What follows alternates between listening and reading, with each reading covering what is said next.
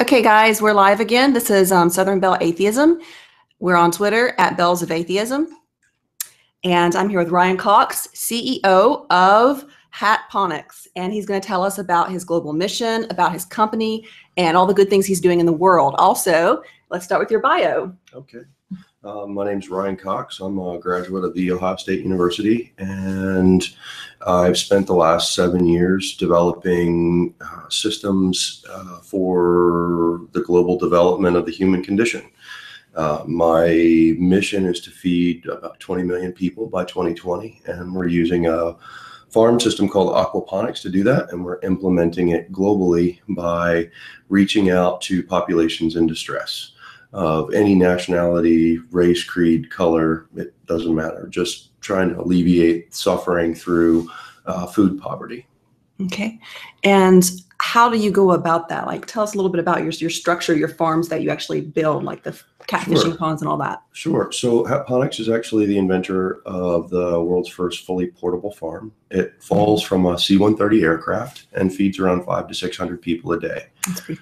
It's a fully self-contained, containerized fish system that uses an attached greenhouse to filter water from fish waste by growing vegetables like leafy greens and tomatoes and peppers and cucumbers and just about anything you can think of to provide real food solutions for non-static populations. What happens is we pack everything inside of a shipping container, and then we start raising fish, and the fish provide the fertilizer for the plants, and the plants in turn clean the water for the fish in a balanced ecosystem. We're currently using about 10% of the water as traditional agriculture. And so our solution has found itself highly effective in areas that don't have good water resources, as well as areas that just are generally in dire need of good food solutions. So basically, you can go into any country and create a farm. And tell us about what countries and that you've worked with and what groups of people. Sure. So one of the biggest portions that we've had to overcome is the education behind sustainability and how sustainability as a mission itself is not only important for our planet, but important for us making it to the next step. So what we've had to do is we've started out with a lot of different school systems, and we started working in education systems here domestically in the United States to provide real-time STEM solutions, science, technology, engineering, and mathematics for students basically from kindergarten through their PhD. In return, what that's done for us is given us the opportunity to work outside of the country. And this past year, we were on 5 continents in 3 months. We do work in India, in 5 cities in India. We do work in the Caribbean, Central America, South America. We've also worked in Europe and Africa as well. Our African projects are most recently picked up by the United Nations Development Corporation in an effort to view sustainable farming practices as a method to train local populations in how to become self-sufficient.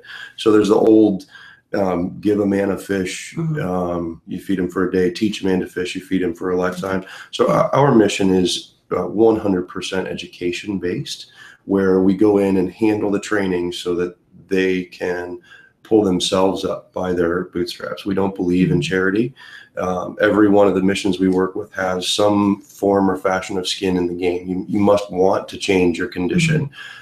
There are so many populations that are okay out there that don't really want to do better for themselves. We target those that want to do better and are actively seeking ways to become better at it. So whether that's a $1 investment on their part, or in certain cases, $150,000 to $500,000 investment. Our goal is to not become a charity that works with people, but become a business that is in the business of people. So locations we've worked, we've done trout farms in trout recirculating systems in France. We've done tilapia systems in Nicaragua. We've done fully sustainable family level systems for a family of 8 in Haiti.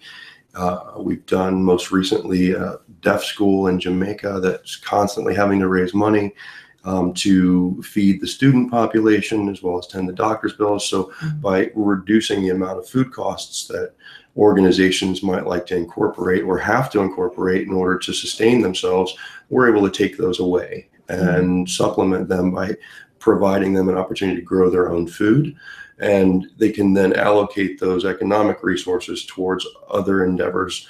For example, the deaf school medical bills, in Haiti, road development. In Nicaragua, they were able to do farmers co-ops. And so at this point, when basically our 18-month of the mission, we fed around 1 million people so far, doing 300,000 meals in conjunction with other agencies in Nicaragua alone last year. As each one grows in time, they feed more and more and more and more people, and then they start to replicate themselves. So, and we teach them the process of replication and construction by engaging with those populations globally so that we're able to link all of our groups together so they function as one. We've recently released our Global Garden Project. The Global Garden Project monitors and tracks gardens from around the world and allows Hatponics to assist in the development and growth and training from our offices in Chattanooga, Tennessee, whether that be a Ugandan installation or whether that be a Swazi installation or a Colombian, Panamanian, Indian, anywhere on the planet we're working, we can now track our gardens and allow these facilities that are raising fish to reach their optimal production just by paying attention to what's going on. So it's the first time we've actually had hundreds of farms in the world reporting information directly back so that we can track and then make those farmers more productive for their local community. So as it snowballs out, right, as the ball rolls down the hill, it just seems to be getting bigger and bigger and bigger. Wow. So, and talk about your farm in Chattanooga. Like that's your headquarters right now. And we will be broadcasting someday soon from the farm. So go ahead. So the farm in Chattanooga is a really special place. We kill a lot of fish and we massacre tons of vegetables. But the biggest thing that we get to do there is we get to experiment outside of the box. We apply alternative energy technologies, alternative power, alternative heat sources, alternative everything, because normally we never get called into an area that has a large demographic that has a good infrastructure. Normally we're working in pretty remote areas. However, we are transitioning to cities now, where we're addressing food desert populations throughout the United States. One of our larger projects in Atlanta, Georgia, has linked 25 different schools together in an effort to feed a mobile market community, allowing access within the third largest food desert in the United States to have school systems use their science class or their agriculture class to provide food solutions for the population in which they are part of that community.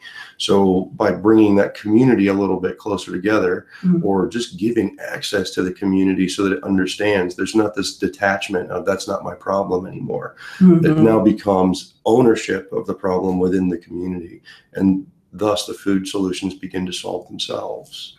And for those who may not know the term food desert, we normally, that's not something that most people would be aware of. Can you define food desert? So a food desert is any location where you don't have access to fresh quality food. So you might have a quick stop on the corner in the hood or the ghetto, or you may have it in downtown Atlanta, downtown Birmingham, where you don't have a grocery store yet you have a population that needs access to food. So the distance of food, I think, is right around 12.5 miles to the closest grocery store. Atlanta has 25 of those where we're currently working. We're trying to reach our way into the greater Birmingham area, but at this point right now, we're still working from small isolated populations at the moment. But by engaging our community partners, we have been able to address this problem of food deserts. And so by giving just access to where food is grown, by doing the Hatponics model of modular farms that can be transported anywhere globally. They set up just as easily as in an arid climate or in the desert as they would in a parking lot. So all you need to do is add water and you're good to go year round.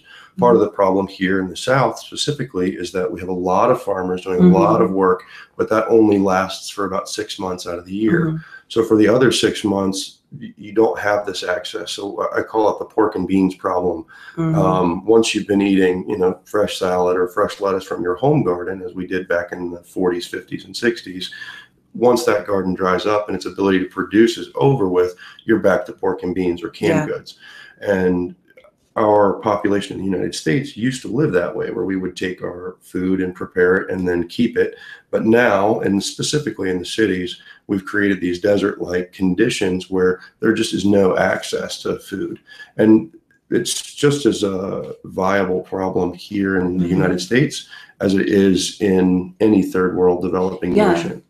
And I think a lot of people don't realize that. It's not just our kids getting fed lunches in schools, it's the quality of the food, the 100%. Yeah, exactly.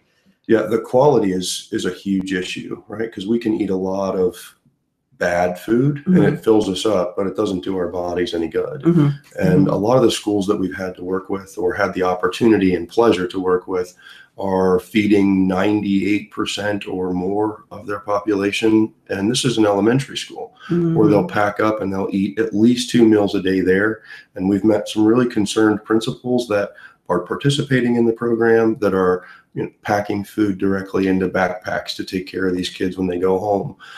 There's some really great charities out there that are packing food into backpacks for weekends, but Hatponics really wants the solution to come from within. So if we're able to transition the solution from give a man a fish to teach a man to fish, our goal can be satisfied and those populations can then begin to feed themselves. And then Hatponics can continue its mission of working towards the next group that needs to be taught how to take care of their needs. And what's your number? 20 million? 20 million by 2020. By 2020. So that's the number people he wants to feed. I'm gonna feed them. I'm gonna feed 20 million by 2020. Yeah, so very cool. And we shared. You went to UTC as well, University of Tennessee. I went to Ohio State. Okay, just Ohio State. Sorry about that. So anyway, but tell us a little bit about your background, what you studied, and. Sure. So I had a really unique chance at Ohio State. I got to study international terrorism there, and I looked at biofood security issues as a weapon. And those who control the food and water, I'm sure that we're all very aware that if you can control the food and water, you can do a lot to a population. So if we can make it so that it's an uncontrollable object, we can no longer govern these populations in a way that could be negative, right? We take that away from them. So by having the opportunity to study that at Ohio State, kind of opened my eyes to the need. And obviously I grew up on a farm in Ohio.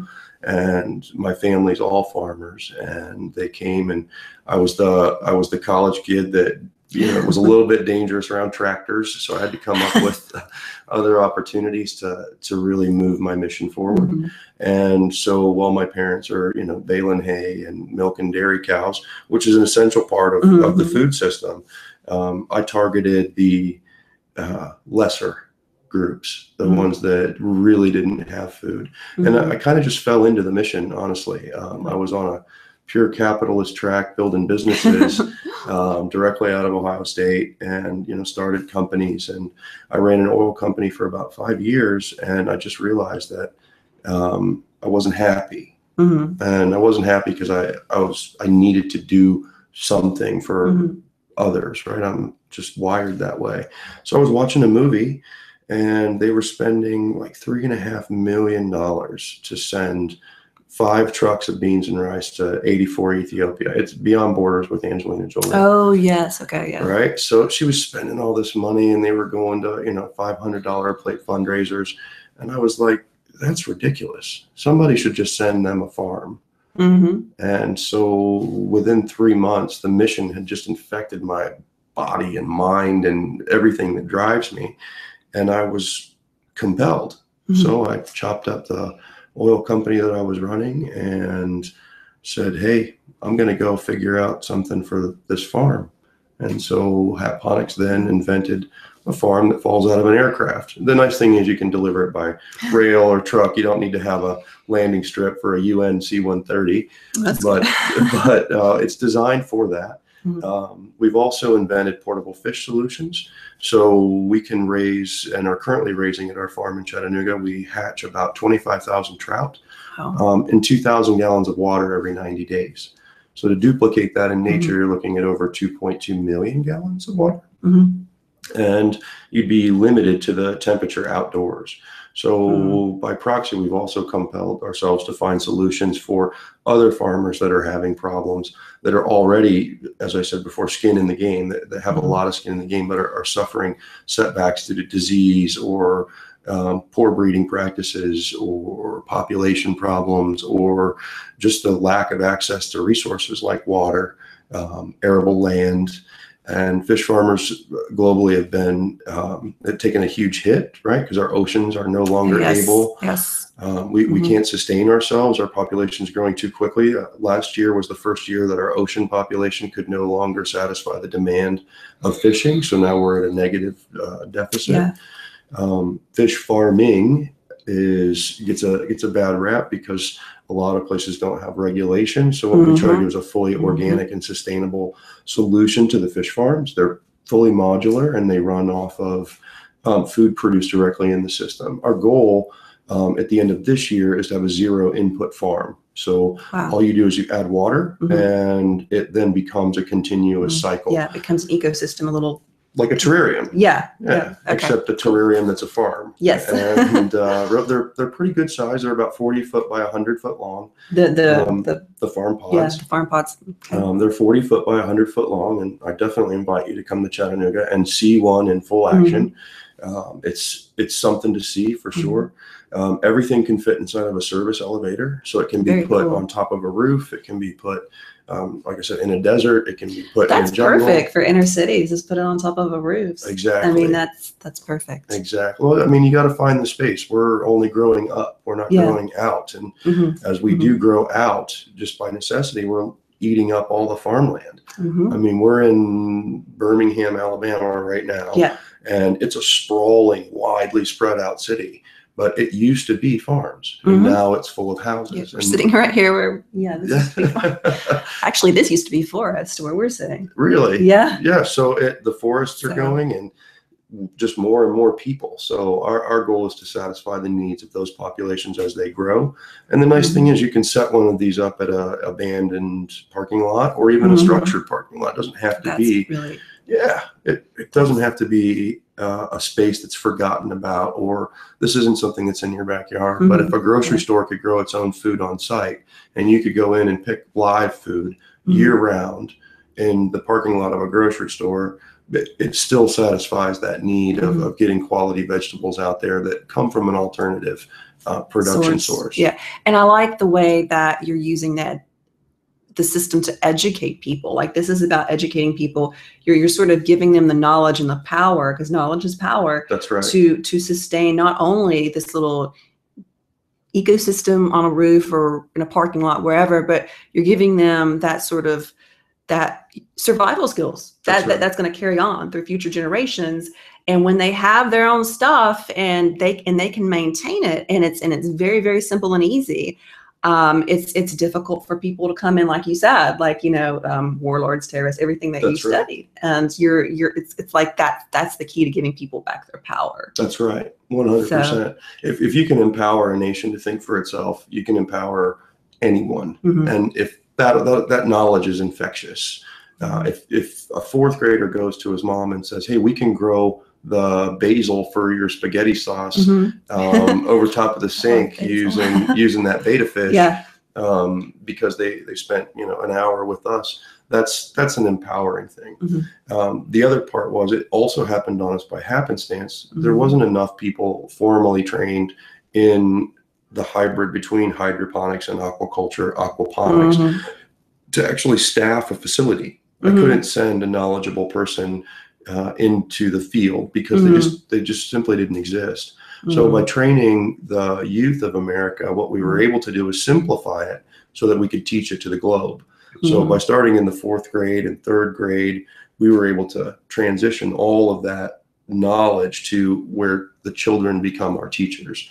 And one of my big passions is we didn't have, well, I'm 40 and I didn't solve the food problem, right? And my dad's 60 and he couldn't solve the food problem. And my grandfather's 90 and he couldn't solve the food problem. So we had to look somewhere else because we're just going in the same circles, right? We're still committing the same, oh, we're going to push a big agri-farm here, or we're going to concentrate our production facilities in California and then ship all of our food to the East Coast. Well, that's a lot of money in gas, right? And then that elevates the price unnecessarily. So if we can grow a head of lettuce for a dime, and we're still buying it for $4 in the grocery store, that disconnect there goes where, right? You got profits and transportation and packaging. So what we've been able to do, instead of having the farm goods come to us, is just bring the farm to the consumer. So we can place it directly in your backyard, or you can, maybe not this backyard, but you can certainly put it anywhere it needs to go, and you can get it closer to a population that really needs it, and you can reduce those costs, making access to food more available to everyone, and quality food. Quality, and that really, like we were talking about, that's the whole thing behind the whole food deserts, is that when someone says that they're talking about spinach and veggies, and which is interesting because I've read a couple of just editorial pieces on how millennials shop not inside those aisles where all the carbs are, but millennials have gone back to shopping around. Like in America, grocery stores tend to have like all their carby foods in the middle aisles, and then on the outside you have like the milk, the meat, and the produce. That's right. And millennials tend to shop like on the outside. The outside, not the inside, like the carb stuff. So I think that the mentality of how we eat and what we're putting in our body is kind of changing for the better. And this is making people, I think, stuff like this, like talking about sustainability and the whole organic movement and all that. I think that it's making people more socially aware of bigger issues as well. It really is. So it is a full shift that's occurring. And the only way to make the shift come full circle, it takes a motivated millennial, for example, to come in and say, I choose this, versus, I like Twinkies, don't get me wrong, but I choose to eat this too. And so that shift does bring a consciousness about our responsibility and to our bodies, ourselves, our community, and our planet, for sure. Kind of really looking at it in a holistic sense, that everything is interconnected. So wow. And just tell us a little bit more about what sort of volunteers you'd want, and that you work with all types of businesses and organizations. You work with secular organizations, businesses, governments, religious organizations. I do. So all across the board, evenly. So, and tell us what sort of volunteers you would like to. Well, so it depends on where we're at for volunteers. Obviously, we host camps at our farms, and we build for nonprofit groups around the country at their location. We work in international locations, and those are always open to a voluntourism space. We do a little bit of voluntourism. So if you found yourself wanting to go and do something a little bit more, it doesn't have to be for a secular organization. It doesn't have to be for that. It's for the mission that you personally did something to affect another person's life. And that's the Hatponics position, right? It's not it's not we feed Muslims, Christians, Jews, atheists, you name it. We're going to give them what they need to succeed, and that's food. But if you found yourself, for example, headed to Jamaica and you wanted to say, wow, you know what, I could take one day on my vacation and give, because obviously, giving makes you feel good. And if you give something, very humanism. Right. It's a very humanist thing. And so if you are able to do, and say, want to give a day, while you're in a location, or let's say you want to give 5 days, maybe you're one of those lucky people and have the opportunity to take a 2-week vacation. We have those opportunities available where you can go and even if it's as small as, teaching someone to read. That's not small. See, that's would be my skill right there. I would be good at going in and teaching people how to read. I don't know if I could actually build things like you do by hand. I'm not sure. Well, we all learned to plant a seed in kindergarten. Yeah. And a lot of us never use that knowledge. That's true. So, but we do remember how to do it. And if you can share that with a child, or you can share it with an adult. The adults, a lot of people aren't kid friendly. I mean, let's be honest. Some people are just not wired for hanging out with kids.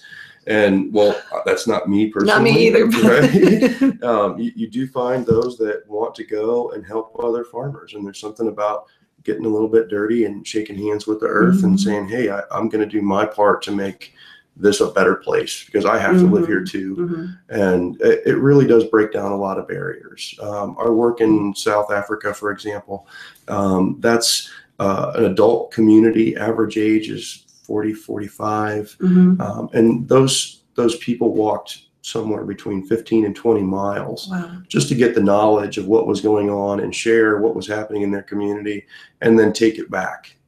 Right. And so it doesn't have to only be aquaponics. Yeah. Hatponics stands for hydro aqua terra.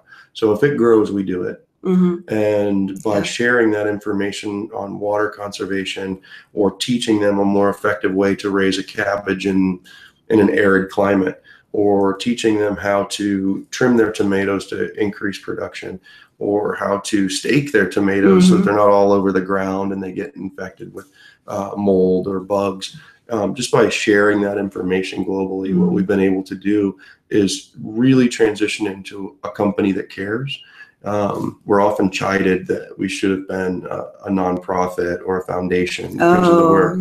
And we just don't believe that. We do not practice toxic charity. And that's what Emily was explaining yesterday to me. And if you want to say a little bit about that, because that is actually something I've been hearing a lot about, toxic charity, about. Do you want to sort of debunk that term and tell everyone what it is, or I should say explain the term? Sure. So in a lot of communities throughout the world, we want to do something. We want to open our hearts, and we want to give something to make ourselves and that other person one step better. We want to improve their human condition. But a lot of times what really happens is removed, as we are here in the United States, for example, from the faces of poverty or the faces of hunger. It becomes difficult, and we just say, okay, well, let's give money. And so if I keep giving you money over and over and over, you become reliant upon that. And there are certain communities in the world where we've been working that received monies for many, many years. The nation of Nicaragua, for example, USAID was extremely active in that area throughout the 80s and 90s. And as their political motivations somewhat tapered off, that money dried up.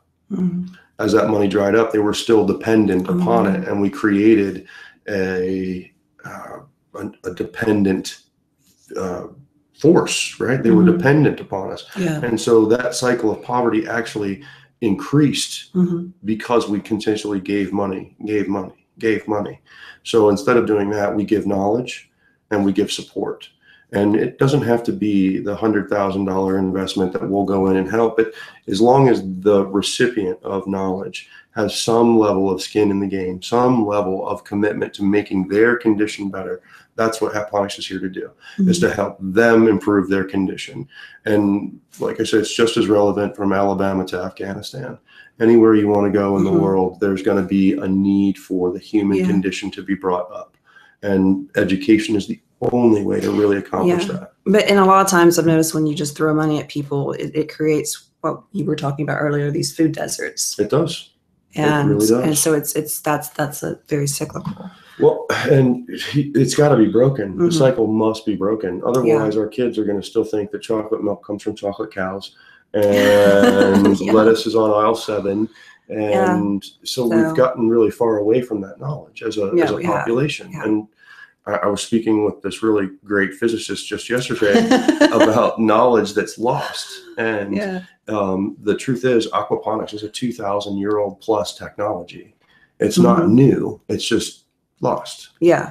And so by bringing that small portion back, it brings in that new interest, and that interest itself can solve problems much larger than the issue of food. It solves the community integration problem where you've got this exclusion. It solves the education problem where you just don't have the interest.